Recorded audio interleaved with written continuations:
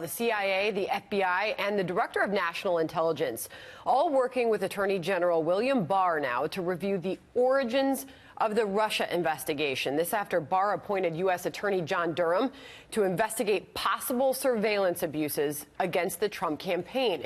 Here's House Oversight Committee Ranking Member Jim Jordan last night. Is Bill Barr doing what he said? He said he was serious about putting together a team to get to the bottom of this. He said there was four key things. There was a failure of leadership at the upper echelon of the FBI. We know that's true. He said spying took place. He said it twice. He said there's a basis for his concern about the spying that occurred. Right. And finally, the two terms he used, I said this last week in the committee hearing, he used two terms that should scare every single American. He said unauthorized surveillance and political surveillance. Let's bring in Andy McCarthy, former Assistant U.S. Attorney and Fox News contributor. You've been going through all of this with us, Andy. Good morning to you. So you just heard Jim Jordan there making the point that Bill Barr is doing what he said he was going to do, and he is serious about it. So what do you expect from this investigation?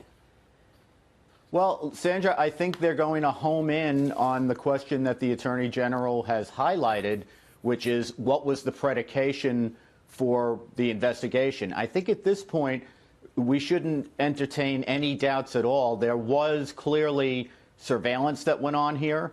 I believe it went back to the second half of 2015. A lot of it was generated by British and European intelligence services using the CIA as a clearinghouse.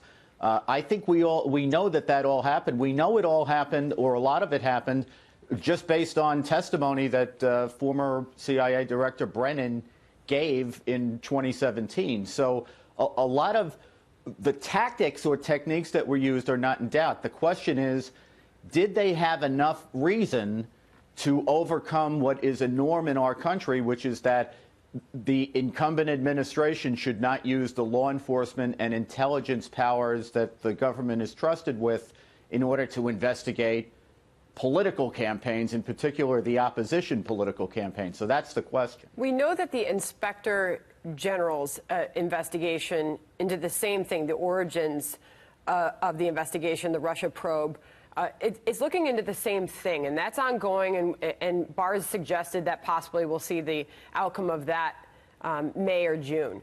So how is this investigation looking into the same thing? How is it different? What different powers does Durham have?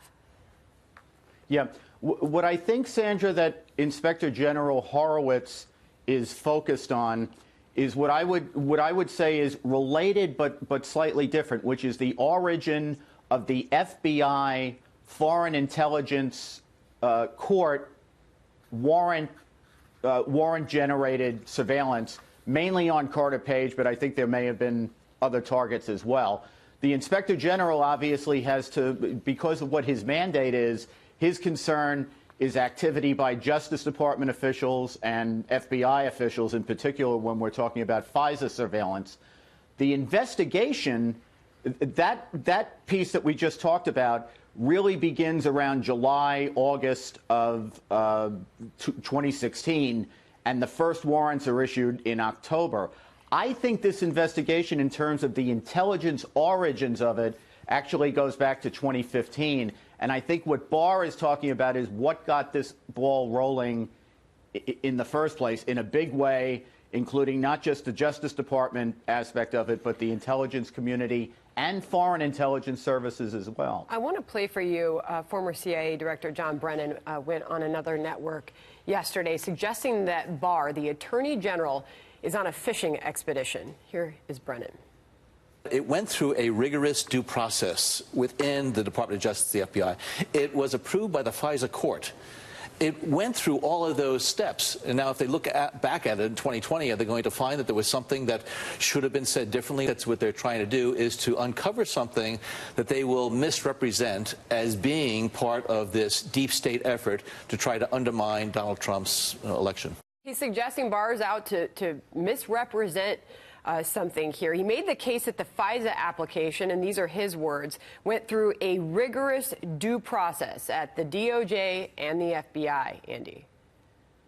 Yeah, well, you know, they make mistakes sometimes too, Sandra, and sometimes they abuse their powers. And when that happens, what we hear is that Congress has oversight responsibility, and these agencies themselves have internal oversight responsibility. That's the reason we have oversight committees. It's the reason we have an inspector general. To my mind, having looked at this and understanding what the standards are for establishing probable cause, I think that not only should the activities of the Justice Department and the FBI, the presentation of the warrants be looked at, I actually think they ought to be looking at what on earth the FISA court was thinking about when it issued some of these warrants. But this is an oversight exercise, and if what Director Brennan is saying is true, then what's he worried about? But to hear them talk about like it's a fishing expedition after we just had a 2-year investigation of the administration under circumstances where the Justice Department didn't articulate a crime that it was actually looking at. We spent 2 years on a fishing expedition under the guise of collusion. They're now going to complain about oversight of the intelligence and the Justice Department and the FBI. That seems ridiculous to me. All right, Andy McCarthy, great to have you on this morning. Hope to have you back soon. Thank you.